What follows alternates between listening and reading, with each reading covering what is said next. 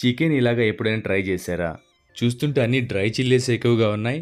అవును, ఇదే చింతామణి చికెన్. ఇందుకు మనం ఒక 10-12 వరకు గుంటూరు రెడ్ చిల్లీస్ తీసుకొని మధ్యలో ఇలా కట్ చేసుకొని లోపల ఉన్న గింజలన్నీ తీసేసుకోవాలి. గింజలు వేసుకుంటే తినడానికి కర్రీలో ఇబ్బందిగా ఉంటుంది.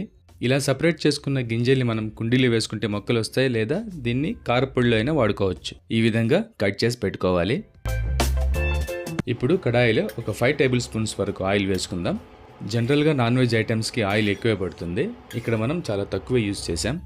ఆయిల్ వేడెక్కిన తర్వాత 2 చిటికలు ఇంగువను యాడ్ చేసుకోవాలి. అలాగే ఫ్రెష్గా కొద్దిగా కరివేపాకు 10-20 సెకండ్స్ ఫ్రై చేసుకున్న తర్వాత మనం రెడీ చేసుకున్న గుంటూరు రెడ్ చిల్లీని యాడ్ చేసుకోవాలి. అలాగే 2 మీడియం సైజ్డ్ చాప్డ్ ఆనియన్ కూడా యాడ్ చేసుకొని నిమిషం పాటు అలా తిప్పుకొని కొద్దిగా సాల్ట్ వేసుకొని మూత పెట్టుకుందాం. సాల్ట్ వేసుకుంటే త్వరగా ఫ్రై అవుతాయి. ఒక 2-3 మినిట్స్ మూత పెట్టుకుంటే చాలు. ఇలా చేయడం వల్ల ఎండుమిర్చిలోని ఫ్లేవర్ అంతా కర్రీలోకి బాగా బ్లెండ్ అవుతుంది. బాగా ఫ్రై అయిపోయిన తర్వాత 1 tablespoon ginger garlic paste add చేసుకొని పచ్చివాసన పోయే వరకు లో ఫ్లేమ్లోనే ఫ్రై చేసుకోవాలి 2-3 మినిట్స్. చూస్తుంటే బాగా ఫ్రై అయిపోయినట్టుంది కదా. ఈ స్టేజ్లో మనం 1/2 kg చికెన్ యాడ్ చేసుకుందాం.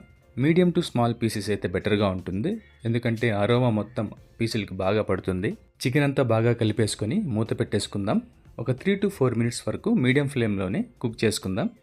3-4 మినిట్స్ తర్వాత మూత తీసుకొని చికెన్ బాగా కలుపుకొని అందులో కొద్దిగా పసుపు, పొడి చేసుకున్న సోంఫ్ 1/2 టేబుల్ స్పూన్, టేస్ట్కి తగినట్టు సాల్ట్, ఇవన్నీ చికెన్కి బాగా పట్టేటట్టుగా కలుపుకొని మూత పెట్టేసుకుందాం. ఒక 5-6 మినిట్స్ మీడియం టు హై ఫ్లేమ్లో. చూసారా, ఇక్కడ ఈ విధంగా చికెన్లో నుండి వాటర్ రిలీజ్ అయిపోవాలి.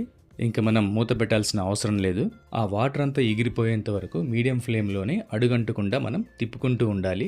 ఈ చింతామణి చికెన్ తినేటప్పుడు మీరు ప్రతి పీసులోనూ ఆ అరోమాను మీరు ఖచ్చితంగా ఎంజాయ్ చేస్తారు. చాలామంది చికెన్ కర్రీస్లో బోన్స్ నవలడానికి ఇష్టపడుతూ ఉంటారు.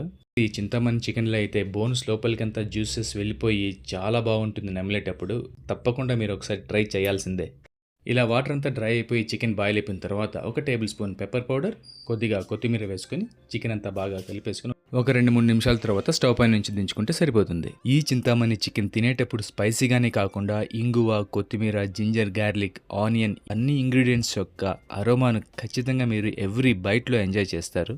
ఇలాంటి స్పైసీ చికెన్ ఐటమ్స్ ఫ్రెండ్స్తో పార్టీస్కి వెళ్ళినప్పుడు కానీ, ఫ్యామిలీ గ్యాదరింగ్స్లో అయినా, పిక్నిక్స్లో కానీ చిల్డ్ డ్రింక్స్తో తీసుకుంటే చాలా బాగుంటుంది. మరిన్ని ఇలాంటి టేస్టీ రెసిపీస్ కోసం మన ఛానల్ని సబ్స్క్రైబ్ చేసుకోండి. నెక్స్ట్ వీడియోలో మళ్ళీ కలుసుకుందాం. Till then take care.